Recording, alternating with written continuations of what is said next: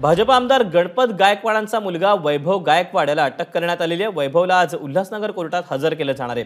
गणपत गायकवाडांनी महेश गायकवाड यांच्यावर गोळीबार केलेला होता आणि त्यानंतर त्यावेळेला वैभव गायकवाड हा देखील उपस्थित होता आणि याच वैभवला आता अटक करण्यात आलेली आहे आणि आज उल्हासनगर कोर्टात त्याला हजर केले जाणार आहे।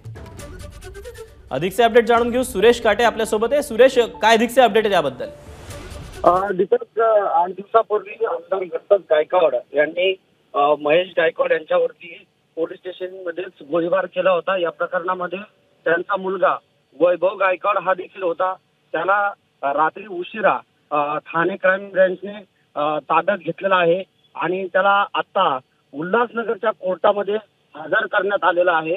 आणि आता वैभव याला किती दिवसाची पोलीस कस्टडी मिळते याकडे लक्ष लागलेलं आहे। दीपक, सुरेश, धन्यवाद दिलेल्या सविस्तर माहितीबद्दल। एबीपी माझा, उघडा डोळे बघा नीट।